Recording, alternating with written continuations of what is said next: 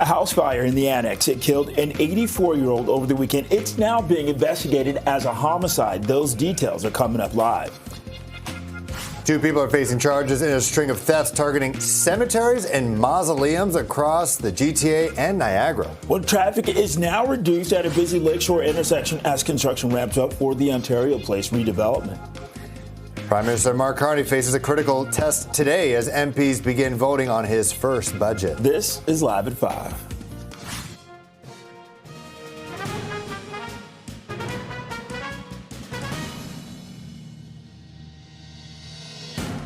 Good evening. I'm Bakari Sapp. And I'm Philip Perkins. You're watching Live at 5. Our top story, we go to the Annex.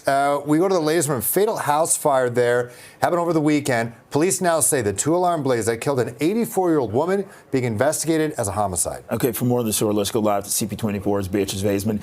Beatrice, you were there when police made this latest announcement. You had a chance to ask them some very specific questions. That's part of the investigation, Bakari. It's going to be a very specific investigation. They need to pinpoint exactly what happened.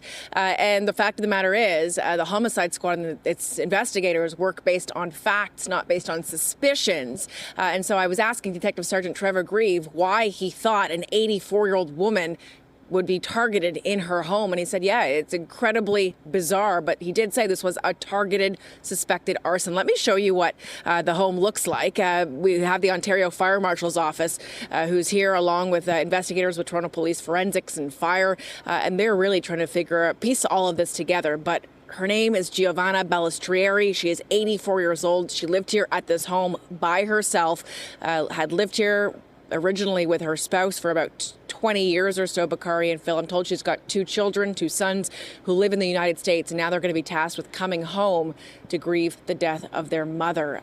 We heard from a rabbi from the Yorkville Jewish Center, and he knew Giovanna, and here's his reaction when we told him that police had actually identified her as the victim in this fire.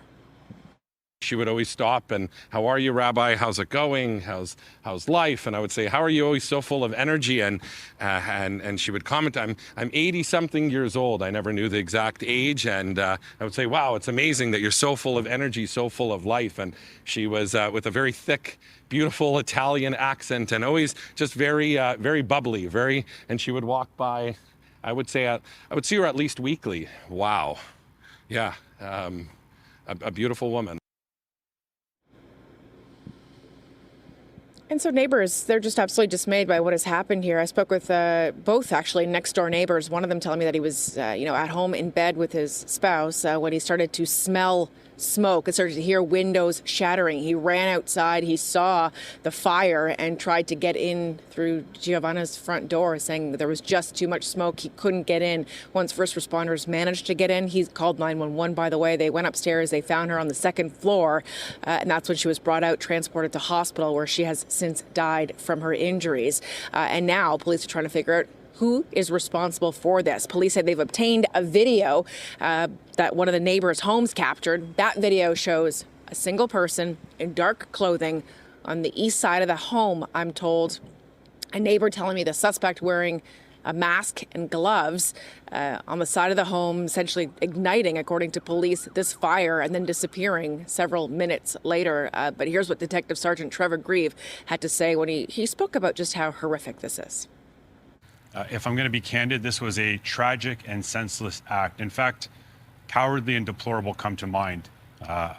This female was home alone, and from my own personal perspective and my team's perspective that are currently investigating, we are going to do everything we can to find the individual who's responsible for that, and we are currently in that process.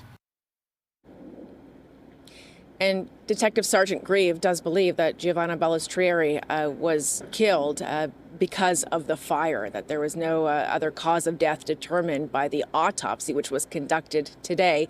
But he is vowing that his team will find the person responsible for this. They don't know what the motive yet is at this point. They wouldn't say if they had any reason to suspect that Ballestrieri would have been targeted for anything. But he didn't say the fact that an 84-year-old woman was the target, whether herself or her property, is incredibly bizarre and strange and disheartening.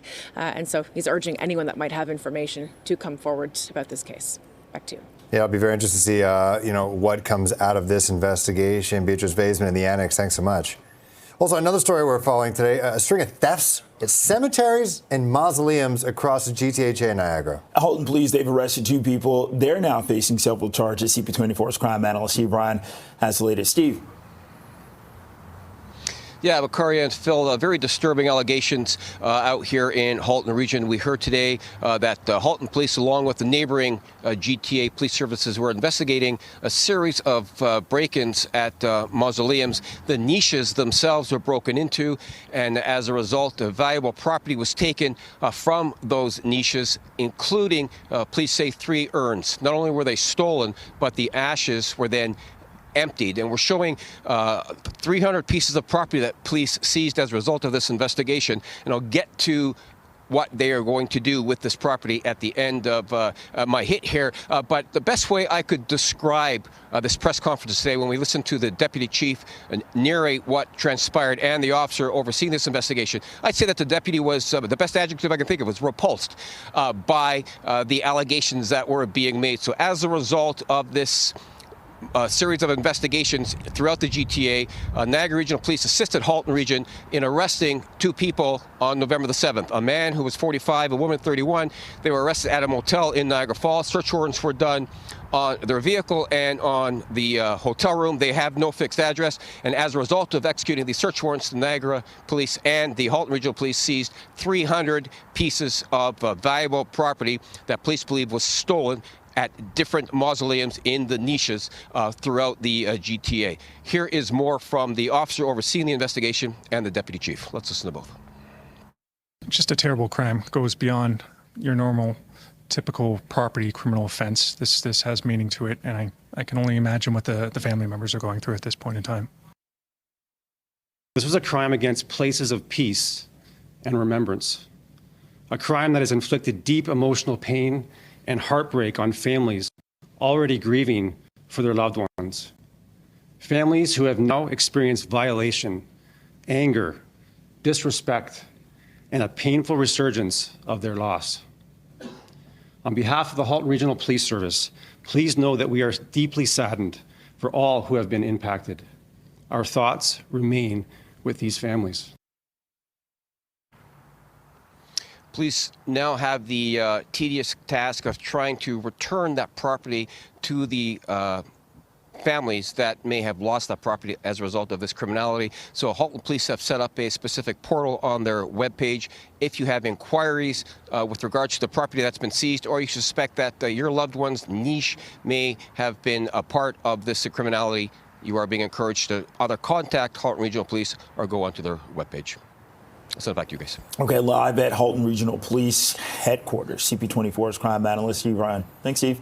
Well, Toronto police, they're investigating a stabbing in North York. Yeah, Chopper 24 was over the scene. This is near Dufferin and Rainy Avenue. Emergency crews, they were called to the area shortly after 1:30 this afternoon. They found a man who had been stabbed, and paramedics said that he was taken to a trauma center in serious condition, but is expected to survive. And police say the suspect took off in a red van and is described as a man in his 20s with braided hair who was wearing a black coat and black pants. Anyone with information, you're asked to contact police or Crime Stoppers. A 22-year-old man has been identified as the victim of a deadly shooting in Beaverton. Durham police responded to the area of Mara Road and Simcoe Street just after 11 last night for reports of the sound of gunshots. Police discovered the scene after the victim was dropped off at a local hospital.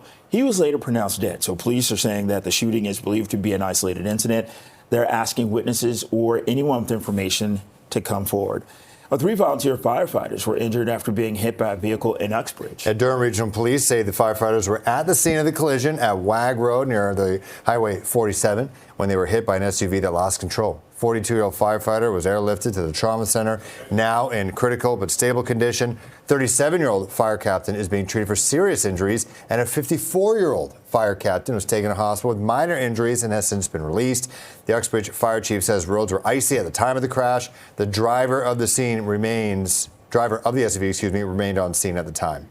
All right, staying on the roads now. Work on the Ontario Place redevelopment has closed lanes of Lakeshore Boulevard. CP24's Melissa Duggan joins us live with more of the work being done and the impact it's going to have on drivers. Melissa, first the Gardner, now Lakeshore. Where are we supposed to go?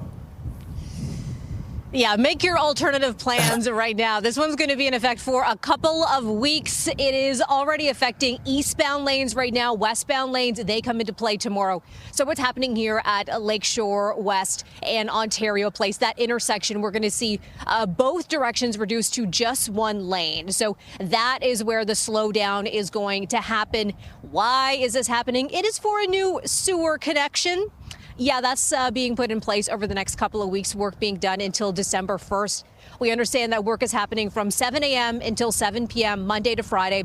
But this closure is going to be in place 24/7 through until December 1st, just because of the size of the excavation, so kind of a safety thing. I can tell you I was just walking through that intersection area. A lot of different construction materials, work, vehicles, all that sort of thing that you kind of have to scoot around. So even if you are a pedestrian going through this area, there's a lot you have to contend with. So bottom line, we're going to see this intersection behind me here reduced to one lane in each direction. Already seeing that in place when it comes to eastbound lanes, westbound lanes. That's going to start tomorrow morning at 7 a.m. for a couple of weeks, and then it all should reopen and everything should be great and nice and easy to drive around town. Right, Bakari and Phil? Yeah, it's totally fine, totally great. Not like anyone has to go to town to do any shopping or anything like that. But at least the Gardiner is kind of open, right? Like there's no more long-term construction there. But now, hopefully that just moves well and you don't need Lakeshore at any point in time. All right. Thanks so much. Okay, let's check on your commute right now. Adrian Ciabo, how is it looking with that closure? You know, it's not that bad, all things considered. So take advantage of it if you can. They haven't really closed the westbound side yet, so that's the good news. I'm going to show you problems that are creating a little bit of a headache for commuters, and it's on the QEW, so kind of close to the Gardiner. This is the Toronto-bound lanes of the QEW, just as you make your way past Dixie. It's the right lane blocked with this long-standing stall. Finally, MTO crews have come on scene, and so is towed. So a matter of time before this clears, because it is doing a number to the drive. The delays extend from well before Mississauga Road. Speaking of the Gardiner, it's an alternative. If you're making your way into and out of the downtown core really slow, you might want to stick with the Lakeshore. It's moving a whole lot better than the Gardiner at this hour, but to be expected, it is rush hour. And if you're on the 401, we do have this ongoing collision cleanup. So this is the eastbound 401 in the Express, just past the DVP 404. Everything was off to the side, but MTO arrived on scene and they're blocking that right lane, so that is adding to your slow drive. On city streets, a collision on Bathurst just south of Steeles. This CP24 traffic report is brought to you by 407 ETR. Enjoy the journey with a stress-free commute. Residents of the Western Road and Black Creek Drive area, they now have a new option to commute downtown as of today. Yeah, it's a pretty quick one, too. Mount Dennis train station officially opened for Go and Up Express service on Sunday, serving commuters for the first time this morning. The station will offer a direct connection to the Eglinton Crosstown when it eventually opens. There's also some service improvements and adjustments for the TTC. Service is now increased on Line 1, including an additional 10 trains during the weekday morning rush, along with 15 more trains for the evening rush. TTC says the changes will reduce crowding and cut wait times by 30 seconds. Service has also been increased on the 505 Dundas and 511 Bathurst. Well, the TTC has also introduced 2 new bus routes and adjusted service on 7 others. So this comes as the transit agency prepares for the opening of the Finch West LRT. A full list of adjusted routes can be found on the TTC's website. It's 5:13, 3 degrees. This is Live at 5. Coming up, Prime Minister Mark Carney faces a leadership test today as MPs vote on his very first budget.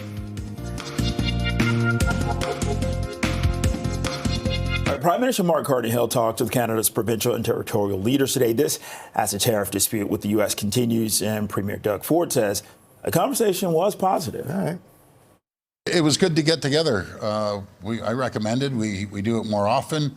We do it frequently, making sure we're all speaking off the same song sheet. And we're gonna have a discussion more frequently than it's been a little while. But I want to thank the Prime Minister for traveling around the world and getting Canada out front and making sure that we diversify our trade with other countries. So it was a good, positive meeting. And today's virtual meeting comes after the premiers gathered for discussions in July. They had written to the Prime Minister to say that Canada's relationship with the U.S. has changed dramatically since that meeting. It also comes after President Trump canceled trade talks with Ottawa over the anti-tariff ad the Ford government paid to run on American networks during the World Series. Well, speaking of the federal government, the Liberal minority government will face a crucial confidence vote on its budget today. Okay, so here's a live look right now. This is at the House of Commons this hour, where MPs, they're debating the main budget motion ahead of a vote scheduled for just before 7 o'clock. So Canadians could be heading back to the polls if Prime Minister Mark Carney's government fails to rally support from members of other parties. Now, the Liberals are 2 seats shy of the 172 required for a majority in the House of Commons. And Carney spoke earlier this morning on Parliament Hill. I've been across the country this past week, from Montreal to Deux Montagnes, Fredericton, Terrace, BC, Vancouver, Winnipeg, and what Canadians want is to invest in their country. A confident budget, a budget that moves forward, brings us together from local infrastructure to new ports, new future, more independent, stronger Canada, better Canada for all. And that's the opportunity for parliamentarians to vote today, and we're going strong with that and look forward to the support. Well, federal Green leader and the only Green MP, Elizabeth May, says that she will be voting in favor of the budget after what she says was a commitment from the PM to hit climate targets. Against what I had expected to say to you today, I'm going to vote yes. For the country, for the planet, and for my hope in the future. The Liberals can't count on me voting confidence in the government again without delivering on the words I heard. Okay, so with this, May support means that the Carney government needs just one more opposition vote for the budget to pass.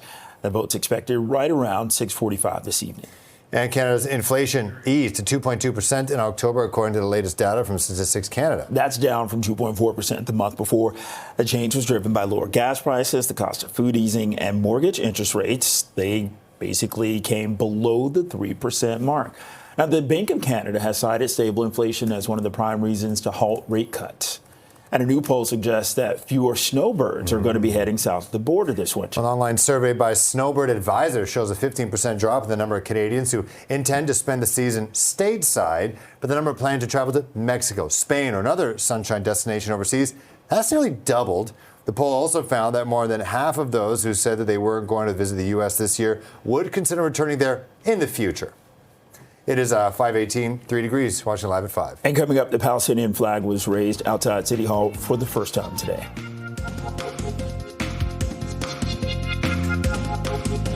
Welcome back. The largest city-run daycare in Toronto officially opened today. The Mount Dennis Early Learning and Childcare Center on Weston Road. It's also the city's first net zero building. So Mayor Chow says it's proof that the city can grow the childcare system while reducing emissions. Quality early childhood education sets children on a path to lifelong success. Those early years don't just shape how kids think, they shape how we feel and how to connect with others. It's the foundation of a nurturing, caring city. When they started the Eglinton line, Metrolinx expropriated the daycare center on Hollis.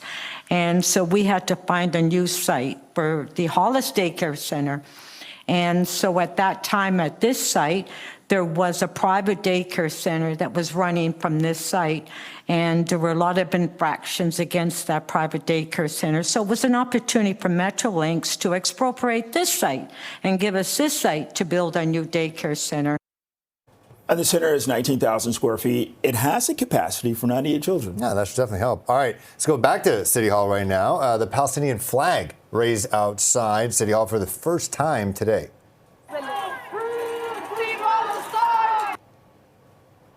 The event commemorates the 37th anniversary of the Palestinian Declaration of Independence. Under Toronto's policy, flags of other countries are allowed to be flown at City Hall on their national days or for special anniversaries. Canada officially recognized the state of Palestine in September.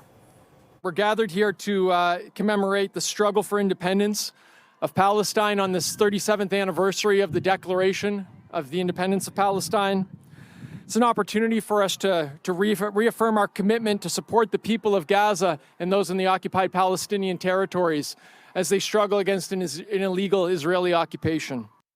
Occupation is against the Jewish religion. We are crying with the people of Palestine. We are celebrating that here in Canada, that it has freedom.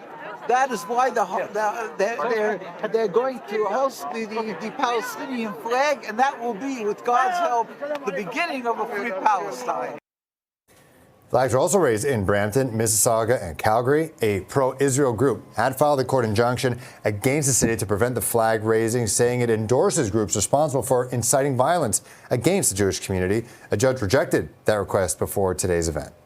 Right now it's 5:23, holding at just 2 above zero. This is Live at 5. Peel Police and Mad Canada kick off this year's holiday ride program. Details on that coming up.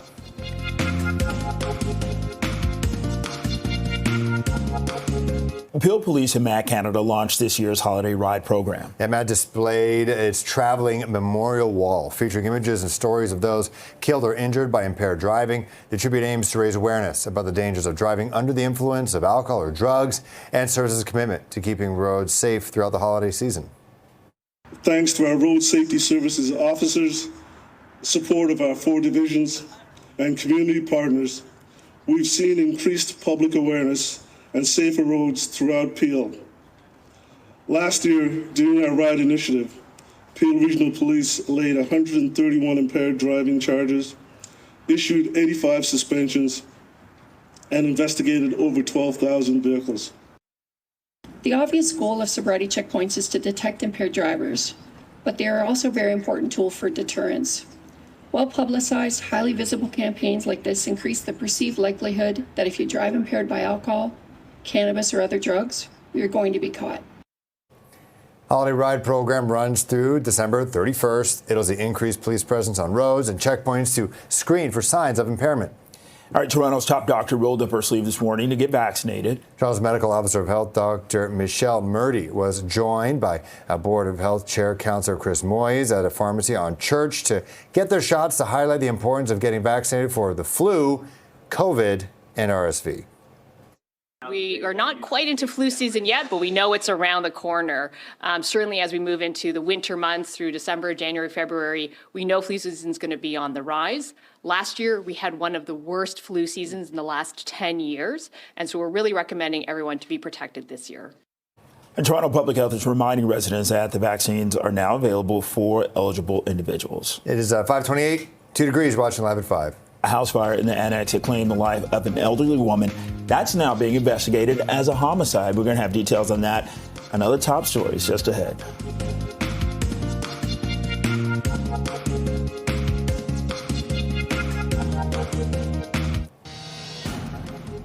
We're live in the Annex, where a house fire that killed an 84-year-old woman over the weekend is now being investigated as a homicide. Details coming up.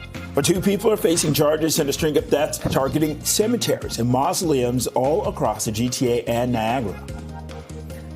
Traffic now reduced along a busy stretch of Lakeshore as construction ramps up for the Ontario Place redevelopment. And Prime Minister Mark Carney faces a critical test this evening as MPs begin voting on his first budget. This is Live.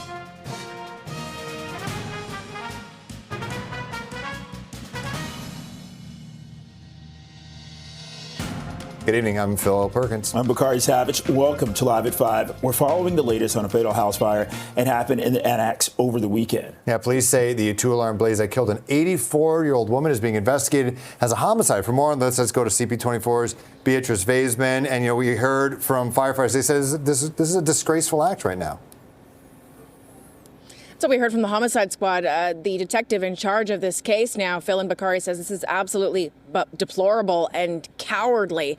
Her name was Giovanna Balestrieri. She was 84 years old. She'd lived here in this home in Yorkville, or in the Annex, pardon me, for some 20 years, I'm hearing from neighbors. And this is ultimately the home in which she lost her life. And this fire, according to police now, was intentionally ignited. I'll show you what's happening here at the scene right now, because still quite a bit of activity. We've got an investigator at the Ontario Fire Marshal's office, along with several forensic identification officers are here, and we're showing you inside the home on Boswell Avenue. It is essentially completely gutted by this fire. According to investigators, Balestrieri was on the 2nd floor of her home.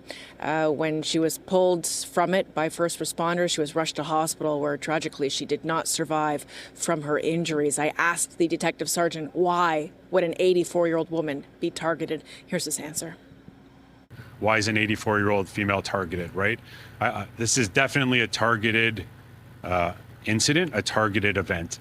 That's based totally on the video that we have. Whether or not that's the individual who's targeted, that the property is targeted, again, this is the second day of our investigation. I think those are all questions that we need to answer. And they will in due time by piecing together the various components of this investigation. Part of what makes up an investigation is video surveillance footage. And according to Detective Sergeant Grieve, video surveillance footage has been obtained from one of the homes here along this stretch of Boswell. I spoke to a neighbor who told me he has seen that video surveillance footage. He describes a person wearing dark clothing, a surgical mask and gloves, essentially on the east side of the home, just moments before the explosion and subsequent fire happened. Police not ready at this point to put that video out and make it public, but they are certainly appealing for anyone that has information to come forward. As for Giovanna Balestrieri herself, multiple neighbors telling me she lived here for more than 20 years. Her husband passed away several years ago. She has 2 kids in the United States, and now these 2 kids, sons I'm told, will be coming home to grieve the death of their mother. I spoke with the rabbi from the Yorkville Jewish community just down the street here. He lives here in this area. Knew Giovanna, saw her quite often as, she admired his garden, and they spoke about life. And we had told him that police have now identified her as the victim in this suspected arson. And here was his reaction. She was very friendly. Oh my, wow. Wow, I did not know that. She was a very full of life. Boisterous, full of life. That's the words that I'm using to describe Giovanna from neighbors today. One of the neighbors telling me that he smelled the smoke from his bedroom. He heard the crackling. It sounded like windows that were shattering. Bakari and Phil, he ran outside. He saw the house on fire and tried to get in. Unfortunately, he said it was simply too late. There was too much smoke. He couldn't get inside to help Balestrieri, so he called 911. And tragically, we now know the outcome. She did not survive from her injuries, but certainly an awful situation. An 84-year-old woman, according to police, targeted in a suspected arson. Back to you. Yeah, Beatrice, when police made this announcement earlier this afternoon, they used the words cowardly and deplorable act. Okay, live in the Annex, CP24's Beatrice Baseman. Another story that we're following today, a string of thefts from cemeteries and mausoleums. This is across the GTA and Niagara. Halton police have arrested 2 people who are now facing several charges. Yeah, CP24's crime analyst Steve Ryan has details, and you could also use the adjective deplorable for this kind of act as well, Steve. Phil and Bakari, sometimes in a police investigation, the investigation itself is the easy part, believe it or not. What becomes more difficult is speaking publicly about what you investigated.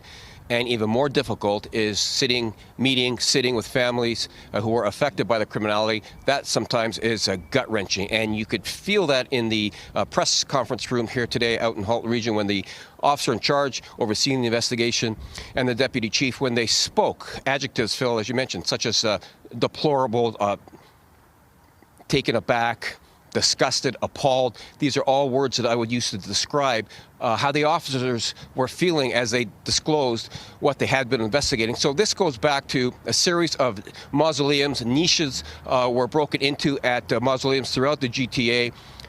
2 people have been arrested. The allegations are that they broke into the niches and they stole personal property, including 3 urns that police believe were actually emptied.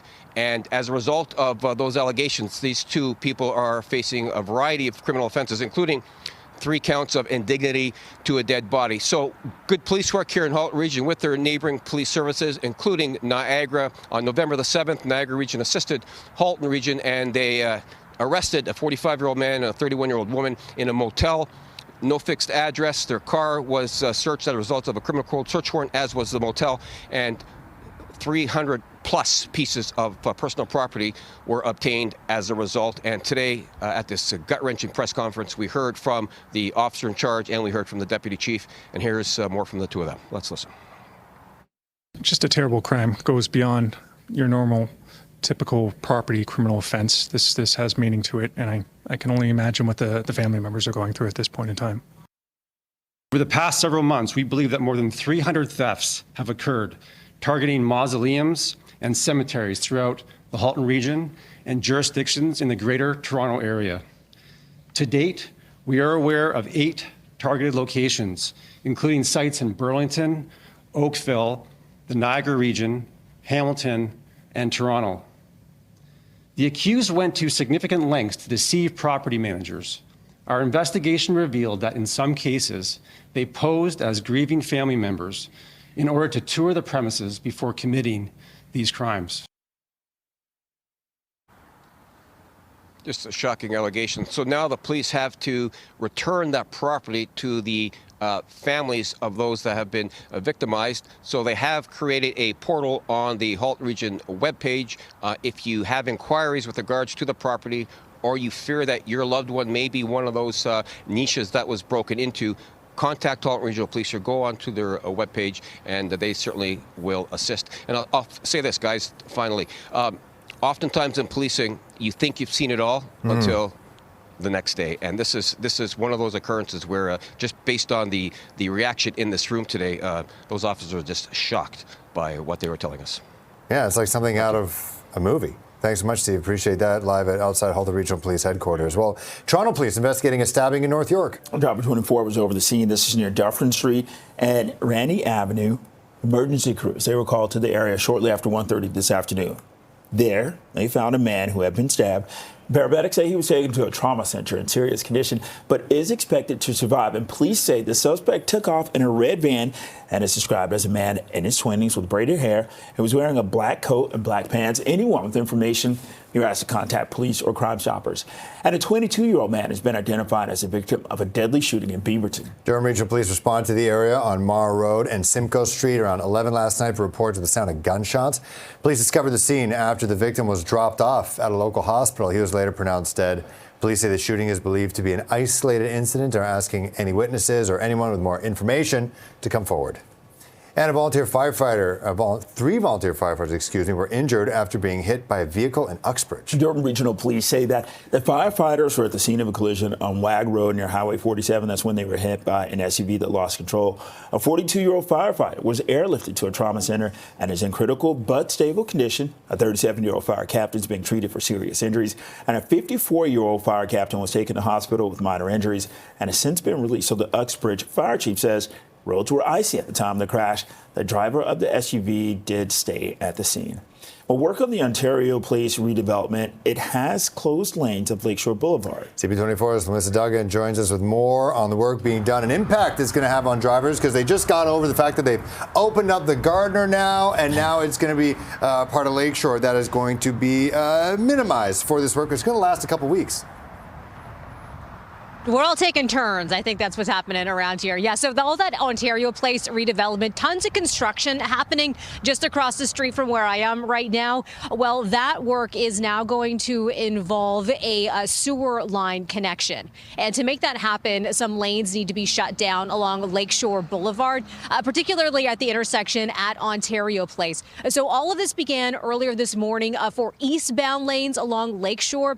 And then early tomorrow morning, that is when the westbound, it's going to get involved as well. So what we're going to see when this is fully in effect as of tomorrow morning, you're only going to have one lane in both directions at Lakeshore and Ontario Place. So all this means plan ahead.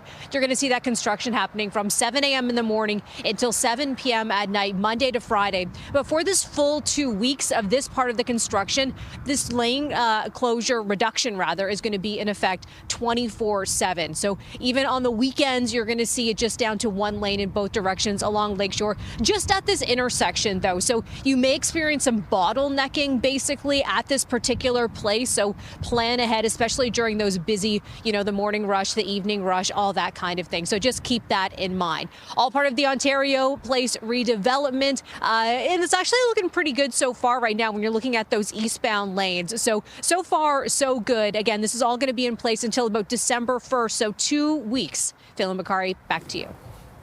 Okay, CP24's Melissa Duggan live along Lakeshore. Okay, so along with that, let's get a check on the evening commute with CP24's traffic specialist, Adjoa and Cia Blah. Well, thank you, Bakari and Phil. And watching problems that are impacting the drive if your travels take you out on the eastbound lanes of the 401. In the express past the DVP 404, crews on scene of a collision that is blocking the right lane and right shoulder. So if you're headed on the eastbound side of things, pretty slow from the 427. And then if you're on the southbound lanes of the Don Valley Parkway, it's a bit busy from Shepherd down to about York Mills. Because of this collision, it is off to the left shoulder, but really close to that left lane. So it's creating a bit of a visual delay. Northbound on the Don Valley, still pretty busy approaching Bayview Bloor up towards the 401. And QEW Toronto bound still pretty much slow from Air Mills Parkway to the 427. We did have some problems. I just watched clear on the Toronto bound QEW through Mississauga Road. It was the right lane that was blocked. Brand new problems happening. If you paid a bit of extra money on the 407 westbound on the approach to Goreway, it is a collision. It is in the two right lanes. Send it back to you both. All right, Adjo, thank you very much. A different kind of commute now. Residents in the western one of Black Creek area, they have a new way getting downtown. Yeah, the Mount Dennis train station, it officially opened for Go and Up Express service Sunday, serving commuters for the first time this morning. The station is going to offer a direct connection to the Eglinton Crosstown when the light rail line opens. There are also some service improvements and adjustments on the TTC. So service is now increased on Line 1, including an additional 10 trains during the weekday morning rush, along with 15 more trains for the evening rush. The TTC says that the changes are going to reduce crowding and cut wait times by 30 seconds. Service has also been increased on the 505 Dundas and 511 Bathurst streetcar routes. And the TTC has also introduced 2 new bus routes and adjusted service on 7 others. That comes as the transit agency prepares for the opening of the Finch West LRT. Full list of adjusted routes could be found on the TTC's website. All right, it's 5:43, holding at 2 above 0. This is Live at 5. Coming up, Ontario plans to make parts of its sex offender registry public. We'll explain what's behind the move. Welcome back. The Ford government wants to make some information from the province's sex offender registry public in an effort to protect kids and improve community safety. The province is going to be introducing legislation next week. It would begin consultations on making some information from the sex offender registry publicly accessible. So currently, the information is only accessible to law enforcement. Now, the Ford government cited a recent Supreme Court of Canada ruling to strike down 1-year mandatory minimum jail sentences for accessing or possessing child pornography as a reason for pursuing the changes. Well, it's absolutely critical. You have a sex offender and he's living next door down the street and you have a bunch of kids. You want to know about it. So we're going to make sure the sex offender registry is out there public. And sure, we're probably going to get shot down from the courts again, but I'll use every single tool to make sure we protect the victims over the sex offenders. It's a no-brainer. I'll use the notwithstanding clause in a heartbeat. And Solicitor General Michael Kirshner says that the details of the legislation are still being worked out. Our government is looking at making public the information that is contained in the registries to keep communities safe. What kind of information? Well, this is something that we're going to look at. I'm going to be introducing our Fall Justice Bundle in the days ahead, and we will have provision that we will look and have meetings with our stakeholders to see what information can be released. The Ford government did not immediately give specifics on what types of information from the registry might be made public. All right, moving on now. The Ontario Liberals are proposing a new fund to tackle youth unemployment rates. The Liberals say that the Youth Career Fund, it would create between 47,000 to 75,000 jobs for young people. The fund would use money from the Protecting Ontario account. The fund would cover a portion of 35-hour-a-week minimum wage jobs over 4 months.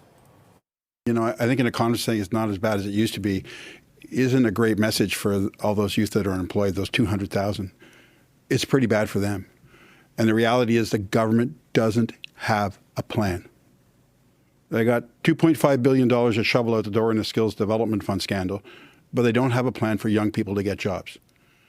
And so the reality is the jobs are just not there. Youth unemployment was as low as 9.9% before this government took office, and recently it's gone as high as 18%. All the October job gains were part-time because businesses are worried about the future, so won't commit to hiring full-time. A program like the Skills Development Fund could have helped, but instead we have a government that favors insiders over high-scoring applicants.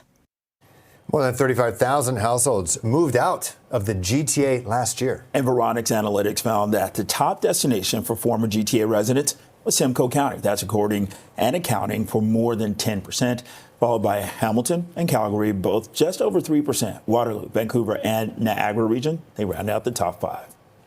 The costly housing market in the GTA is going to be a driver. Part of it, though, is just going to be economic opportunities. People are going to have opportunities across the country that will move them to other places. So, some of what gets picked up here is people immigrating into the GTA and then moving to other places like Calgary or Edmonton or Vancouver. You also see people who are changing their life stage. So as people get older, they may settle down and move to other regions in southern Ontario that are less densely populated, that are smaller towns. Study also found that 250,000 households in the GTA moved in the last year, but the vast majority stayed within the same area. All right, it's 5:49, 2 degrees. This is Live at 5. When we come back, MPs will start voting on Carney's first budget in less than an hour's time. We'll take you live to the House of Commons after the break.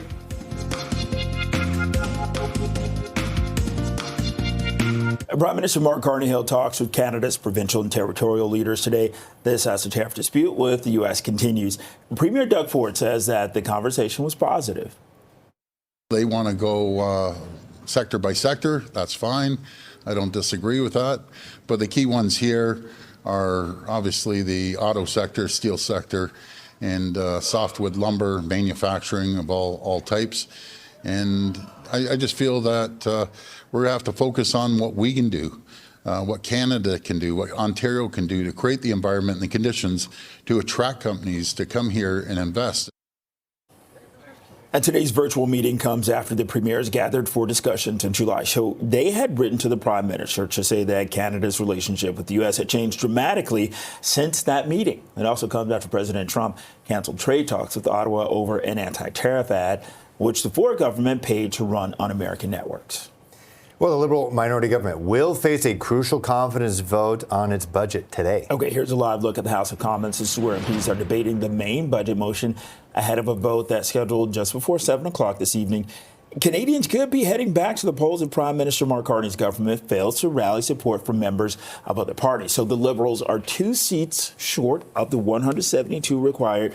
This would be for a majority in the House of Commons. And federal Green leader and the only Green MP, Elizabeth May, says that she will be voting in favor of the budget after what she says was a commitment from Prime Minister Mark Carney to hit climate targets. For now, I want to make sure that Canada is committed to achieving our Paris targets, and I will do everything I can to get us off fossil fuel subsidies. But what I wanted more than anything was to ensure that this government going forward was committed to achieving what's legally binding Paris Agreement targets. Today is the first time I heard that. And if I've been naive and I've settled for too little, I'm sure I'll hear about it. But I just speak honestly to you and hope that I'm not wrong. And May's support means that the Carney government needs just one more opposition vote for the budget to pass. That vote's expected right around 6:45 this evening. It's 5:55. 2 degrees, you're watching Live at 5. One of Canada's biggest country music festivals has just dropped its first wave of performers. Details after the break.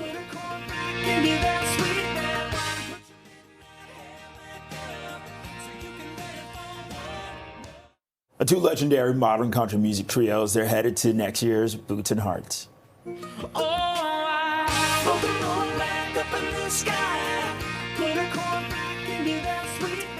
Rascal Flatts and the Chicks have been announced as headliners for the 2026 edition of the Camping and Country Music Festival. It takes place August 7th and 9th at Burles Creek Event Grounds in Oro-Medonte. Others on the bill include Jesse Murph, Tucker Wetmore, and Dasha, as well as Canadian country music artists Brett Kissel, James Barker Band.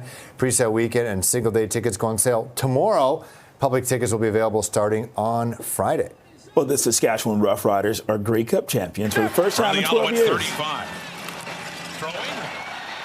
Look at that catch and run. Oh, okay. Didn't even make it to the end zone. Come on now. They won anyways. It's okay. Roughriders led 15-7 at halftime in Winnipeg last night. They extended their lead with a touchdown early in the third quarter, beating the Alouettes 25-17. Quarterback Trevor Harris has been named the game's MVP. All right, the Raptors are going to be looking for their fourth win in a row when they host the Charlotte Hornets at Scotiabank Arena tonight. Yeah, battle of the expansion teams. Can't wait. Raptors sneaky good. Raptors coming off a win over the Cavs. They are 7-2 in the Eastern Conference play, winning 7 of the last 8 games. The Hornets 3-5 after losing their last 2 games and last 4 on the road. Tip-off at 7:30. Right now it's 5:59, 2 degrees. This is Toronto's Breaking News, CP24. Thanks for watching. CTV News at 6 is next.